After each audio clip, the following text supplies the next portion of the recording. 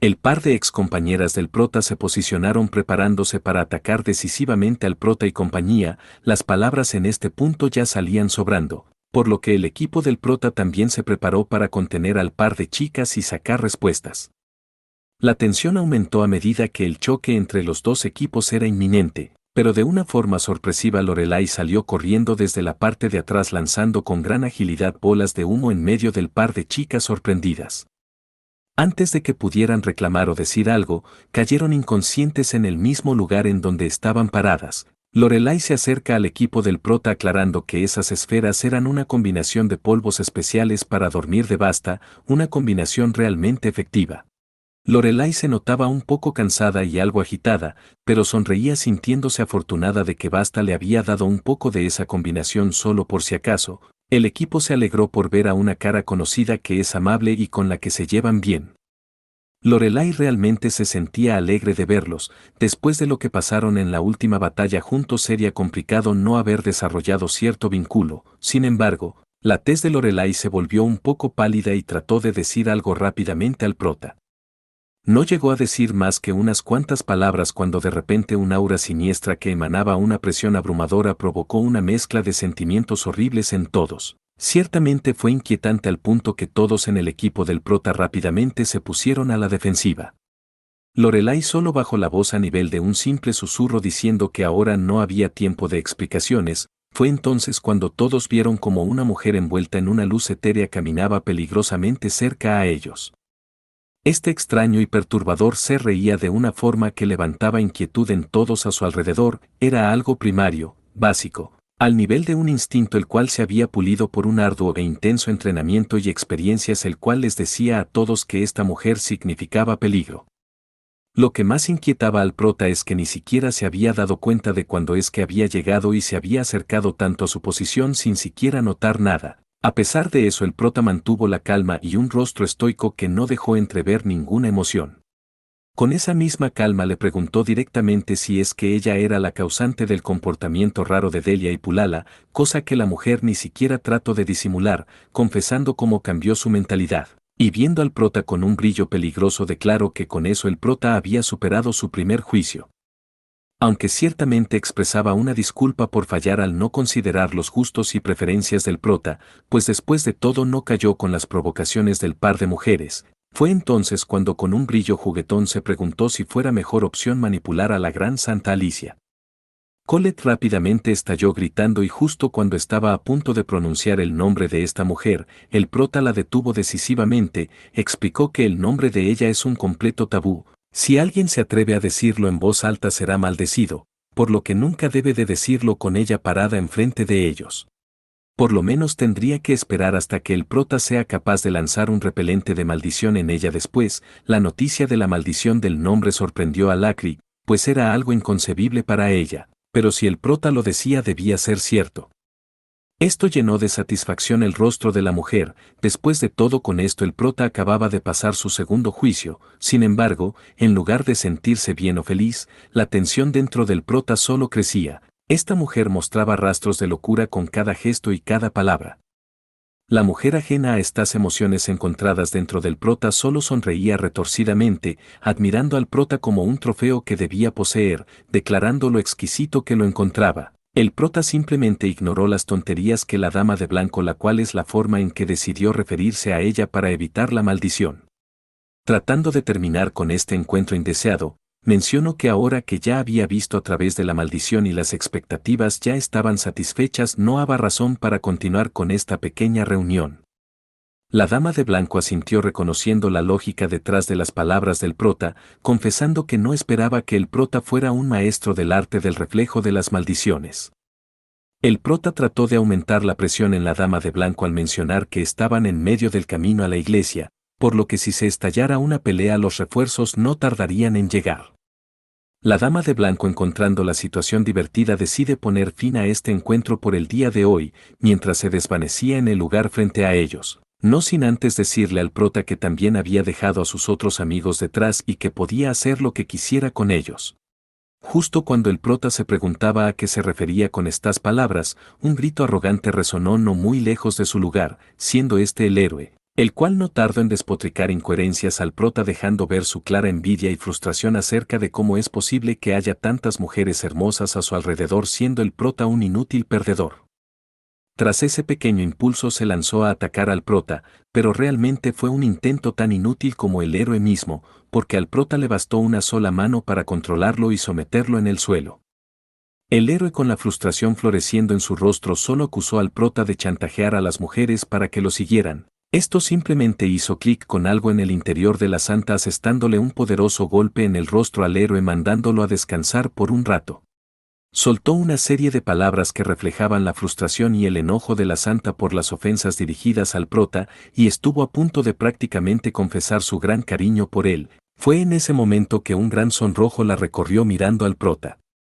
Pero siendo fiel a su poca percepción de prota no captó esas sutilezas por lo que pensó que solo lo defendió por ser una gran amiga, y le agradeció sinceramente. Esto fue un golpe duro para Alicia. Y no sabía qué era peor, entre si el prota se daba cuenta de su confesión o lo que acababa de pasar. Ajeno a esta pequeña situación entre ellos que ya era más común de lo que Alicia desearía, se escuchó una voz tranquila, pero a la vez conocida. Al girarse pudieron notar cómo Basta con una mirada perdida y con una actitud diferente de lo que recordaban levantaba al héroe caído. Ahora con esto el prota se dio cuenta de lo que la dama de blanco se refería con sus últimas palabras. Basta con una sonrisa algo inquietante confirmó, y dijo que tal vez se encontrarían después. Colette rápidamente se posicionó a espaldas de Basta para asestar una patada con la intención de noquearlo. Pero Basta junto al héroe se desvaneció como un simple espejismo. El prota se dio cuenta de una pequeña bolsa llena de hierba de eco atada al tronco de un árbol. Esta hierba es especial pues pude crear un reflejo en forma de espejismo con retraso, es decir, proyectaría las cosas como una retransmisión momentos después. Como sea, independientemente de la situación ahora tenían un motivo más para llegar a su destino lo más rápido posible, pues creían que el arzobispo tendría más información acerca de lo que estaba pasando. Con el nuevo objetivo en mente el equipo del prota se puso en marcha a la ciudad de Septeno para encontrarse con el arzobispo que había mandado la carta a Alicia, aunque durante todo el viaje ninguno bajó la guardia en caso de un ataque sorpresa, pero para su fortuna no hubo ningún movimiento en la semana que pasaron viajando. Así que con un viaje sin más obstáculos llegaron a su destino. La ciudad de Septeno era una ciudad que emanaba un aura singular, desde su arquitectura, así como sus ciudadanos variopintos con sus respectivas peculiaridades. Ciertamente fue un aire nuevo para el prota y su equipo, claro menos Alicia ya que ella era la más familiarizada con la ciudad. O así parecía, pero se dieron cuenta que Lorelai parecía conocer bien la ciudad pues era su ciudad natal. Esto fue una noticia interesante para el equipo. Pero no entendían por qué Lorelai no se notaba muy feliz por volver a su ciudad de origen. Justo cuando el prota le iba a preguntar qué es lo que estaba mal, un ruidoso movimiento llegó a sus oídos. Era una especie de carreta individual tirada por una persona que corría a toda prisa cargando a una mujer con ropas eclesiásticos. Con una sonrisa amable saludaba al grupo, se bajó y saludó a la santa, la cual parecía querer evitar este encuentro. La santa les presentó al equipo la mujer la cual también era el arzobispo. Ella desprendía un aura pacífica, pero juguetona rozando la inocencia de un niño pequeño, como cuando al ver al prota rápidamente se llenó con una mirada alegre pensando que ya había decidido tener una cita para la ceremonia de bodas. Esto alteró a Alicia, pero no la molestó por mucho tiempo y decidió presentarse como debe ser. Después de todo ella era el arzobispo y la jefa administrativa de la ciudad, pudiendo llamarla Lisette Arcanum.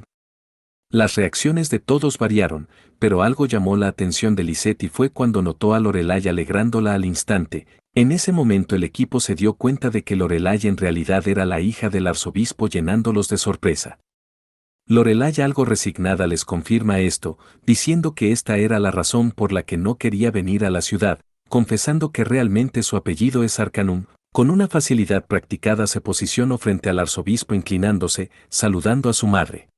Esta noticia realmente sorprendió al prota y al equipo, pero después de todo no tardaron mucho en asimilarlo. Lorelai se sentía algo culpable por no haberlo mencionado antes. Les explicó que se hizo aventurera para expandir sus horizontes, pero después de todo debió haberlo mencionado antes por lo que se disculpó. Alicia trató de negar el sentimiento de culpa de Lorelai, después de todo no consideraba que fuera para tanto, además no es nada malo su madre es el arzobispo. Tampoco es que resultara ser un enemigo ni nada por el estilo. Lorelai, después de escuchar esto de parte de Alicia, sintió un poco de alivio y, centrándose en cambiar el tema, preguntó por lo que su madre había mencionado con anterioridad, pues había escuchado la palabra matrimonio, y eso despertó su curiosidad. Su madre, con una sonrisa, no tardó ni tuvo reparos en responder con facilidad, pero con la misma rapidez Alicia se posicionó a sus espaldas aplicando una llave impecablemente para tratar de detener al arzobispo de difundir la noticia de su matrimonio con el prota. Esta acción sorprendió al equipo, y temieron que con su fuerza terminara rompiéndole el cuello al arzobispo, pero para su incredulidad, la arzobispo se estaba riendo porque la maniobra de Alicia le producía cosquillas. Al final Alicia terminó agotada en el suelo, mientras la arzobispa sonreía tiernamente. Esto dejó una imagen que cambió la perspectiva con la que habían visto a la madre de Lorelai. Después de todo, Alicia no pareció contenerse en absoluto, pero ella salió tan fresca como si nada. Esto demostraba que ella no era tan frágil e indefensa como habría parecido en un inicio. Como sea, el arzobispo terminó mirando al prota para confirmar que, como el equipo había venido después de leer la carta que había enviado, estaban de acuerdo con las condiciones. El prota simplemente asintió. Por lo que el arzobispo, con una sonrisa, pidió organizar todo para celebrar la boda lo más rápido posible. Estas palabras ahora levantaron la sorpresa en todas, incluyendo a Lorelai, pues nadie de ellas se esperaba en este giro. Alicia, toda nerviosa, le preguntó al prota si estaba de acuerdo con toda esta situación tan repentina, pero el prota simplemente respondió desde una perspectiva lógica en lugar de una emocional, diciendo que era lo obvio y más eficiente para poder dar solución a los problemas de la iglesia y seguir adelante, por lo que no veía por qué seguir posponiéndolo. Esta respuesta fría y carente de emoción ganó una reacción de parte de todas las presentes, con una ligera gota de sudor en sus cabezas, pues la sencillez del prota parecía demasiada. Claramente no comprendía que esto significaba mucho más que una misión para Alicia. Aunque por la misma ignorancia del prota le resultaba más sencillo declarar cosas que de otra manera serían un tanto vergonzosas, declarando querer ir a casarse con Alicia de una vez. Alicia, a pesar de saber que la perspectiva del prota era diferente a la de ella, eso no provocó un menor impacto, llenando de un rojo intenso su rostro, mientras que el equipo, al ver que los dos habían tomado su decisión, apoyó firmemente el evento. La arzobispo, con una risa juguetona, le preguntó a Alicia si de verdad estaban dispuestos a casarse, a lo cual Alicia asiente temblando con creciente emoción, pero con una risa les pidió una prueba de que iban en serio. El prota, un poco extrañado, preguntó qué tipo de prueba se requería. Por otro lado, con las mujeres del equipo, cada una daba sus propias opiniones sobre lo que deberían de hacer para demostrarlo, sacando a relucir parte de sus personalidades con cada opinión. La Fenrir sugirió un beso. Colette, algo malhumorada al pensar en eso, lo desestimó, diciendo que un abrazo sería suficiente. Lacri, por su parte, un poco más inocente y nerviosa, dijo que tal vez el tomarse de las manos sería suficiente. Lorelai, por su parte, pensó que tal vez deberían comenzar con una cita. Cuando de repente un rayo de inspiración llegó a Lorelai y le sugirió al prota y Alicia que deberían de llamarse el uno al otro con nombres cariñosos como amor o querida. Esto dejó paralizada a Alicia, e incluso el prota tenía una mirada un poco diferente. La arzobispo, al notar la incomodidad en el rostro de Alicia, sonrió con satisfacción y una mirada que denotaba sus perversas intenciones de divertirse con las reacciones de este par, y rápidamente secundó esta opción. Después de todo, no podía esperar a que la gran santa llamara cariño a alguien, estaba incluso babeando, esperando el resultado. Alicia, como era de esperar, estaba completamente paralizada, teniendo una sobrecarga de emoción como ninguna otra. El prota, por su parte, incluso con lo denso que es, sentía cierto estrés por la situación, aunque no entendía muy bien por qué se sentía así. Pero como no había ninguna otra opción, pues decidió armarse de valor y hacerlo rápido y decisivamente. Se colocó enfrente de Alicia, colocó sus brazos en sus hombros y, mirándola directamente a los ojos, la llamó cariño. Ahora solo esperaba el sobrenombre cariñoso de parte de Alicia, pero ella estaba en trance. Para Alicia las palabras del prota resonaban constantemente en su mente, el calor comenzó a subir por su rostro, y estaba a punto de entrar en cortocircuito. Todos podían ver cómo el arzobispo se la pasaba genial ante el espectáculo enfrente de ellos. Por su parte, el prota trató de hacer reaccionar a Alicia, y cuando por fin consiguió ser escuchado, Alicia murmuraba casi en un susurro una disculpa, diciendo que no cree poder hacer esto. El prota se acercó rápidamente estando muy cerca de su rostro, sujetándola del brazo le preguntó si acaso el problema era él, si acaso no estaba satisfecha con él como esposo. Alicia rápidamente negó esa afirmación diciendo que no se trataba de eso, y antes de dar más explicaciones, fue interrumpida por el prota con una sonrisa de satisfacción, alegrándose de que no sea algo que Alicia odie. Le aseguró que, si Alicia no estaba a gusto o de acuerdo con esto, él lo detendría inmediatamente, por lo que solo le pidió que lo llamara así, aunque sea una vez. Convenciéndola con determinación, Alicia terminó reuniendo todo el valor que tenía, y con ojos llorosos pronunció las tan ansiadas palabras, dejando incluso congelado al prota. Alicia interiormente se reprendía pues no sabía qué le pasaba, una oportunidad de llamar abiertamente al prota con cariño debería de hacerla feliz, pues era como un sueño hecho realidad, pero simplemente la emoción la abrumaba a niveles nunca vistos. Al igual que años anteriores, cuando de niños el prota siempre estaba ahí para Alicia llenándola de confianza y cuidándola a su manera, a pesar de su carencia de inteligencia emocional siempre tenía esos pequeños detalles que elevaban a Alicia a sentirse querida y acompañada. El prota después de un momento regresó a la realidad y con una sonrisa ve que las cosas no han cambiado desde aquella época, pero aún así tenía una risa de felicidad en su rostro.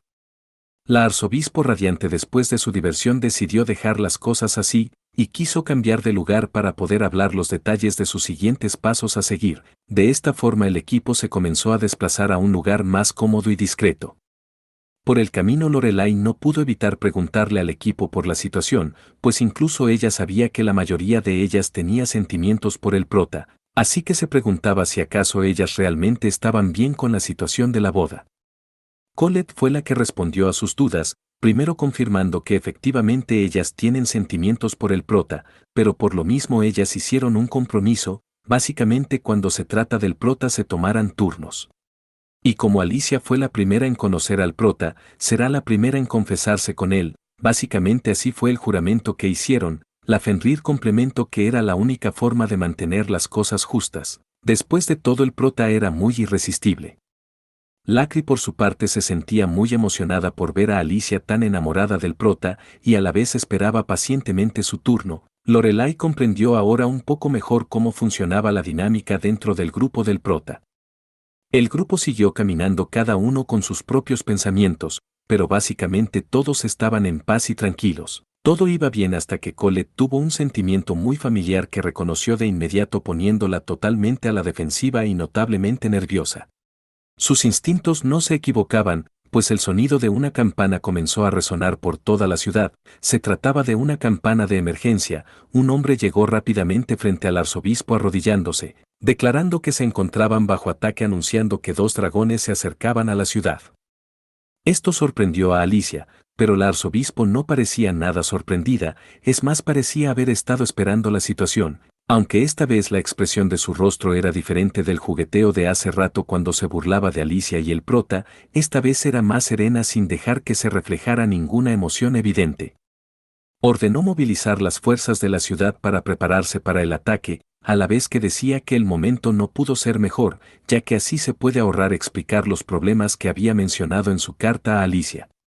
El prota preguntó si acaso una gran batalla se aproximaba, pero el arzobispo dejó en claro que de ser posible quisiera evitar tal resultado. Ella cree que el rey de los dragones es quien ordena el ataque, explicando que no es como cualquier otro dragón, siendo este un dragón dorado. Las habilidades y el poder en general es muy superior a otros de su especie, el rey dragón Gespent. La arzobispo cree que el objetivo de su ataque es el abismo que se encuentra debajo de la ciudad, pudiendo aniquilar y borrar todo a su paso, reduciendo la ciudad santa a nada.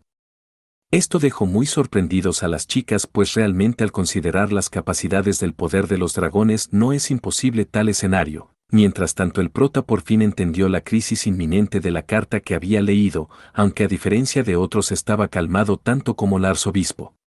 Con esa calma característica pensó en un enfoque directo tratando de descartar posibilidades para evitar el conflicto en la medida de lo posible, así que sugirió ir primero a hablar con ellos. Antes de que el arzobispo terminara de preguntar cómo haría eso, el prota activó una habilidad que le permite alzarse en vuelo, Y justo cuando estaba dirigiéndose al lugar, Colette se aferró a sus piernas pidiendo que le permita acompañarlo, pues tenía que hablar con ellos también. El prota sin problemas la aceptó y emprendieron su rumbo. El par de dragones estaban acercándose y observando el movimiento de los humanos, aunque a sus ojos nada de lo que hicieran cambiaría las cosas. Después de todo, con su poder bastaba un simple movimiento para reducir a cenizas toda la ciudad en un instante. Sobre todo, cuando uno de los dragones que atacaba era el mismísimo Rey Dragón. Aburrido de la situación, el Rey Dragón decidió cargar un aliento capaz de aniquilar todo a su paso, pero se vio interrumpido cuando una voz que no pertenecía a su compañero comenzó a hablarle de una manera despreocupada.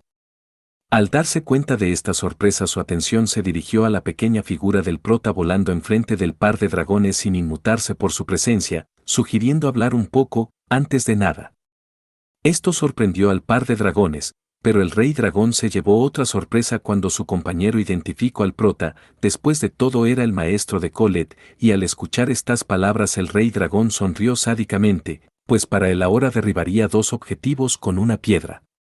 El Rey Dragón explicó que primero destruirían el abismo y la ciudad Septeno, y su siguiente objetivo era encontrar al prota para tomar de regreso su hija, a quien por fin encontraron después de todos estos años. Todo esto era dicho mientras una ira creciente se elevaba por todo el ser del Rey Dragón, mientras todo era dirigido al prota enfrente de él.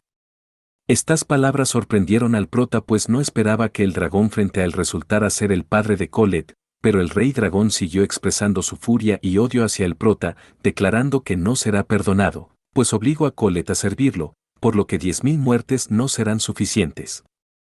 El prota, al escuchar esto, comprendió que había un malentendido, pero no lo dejaron hablar ni una palabra cuando el Rey Dragón lo atacó sin miramientos. Cegado por su furia, comenzó a cargar un aliento poderoso para dirigirlo directo al prota, un movimiento que incluso sería capaz de destruir a un país entero.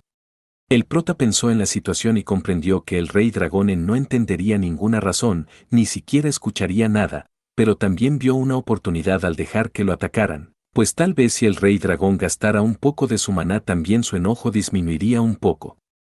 Con todo pensado, el prota habló en voz lo suficientemente alta para que el Rey Dragón lo escuchara, aclarando rápidamente que él lo único que hizo fue rescatar a Colette de su prisión. Después de eso ella lo hizo su jinete.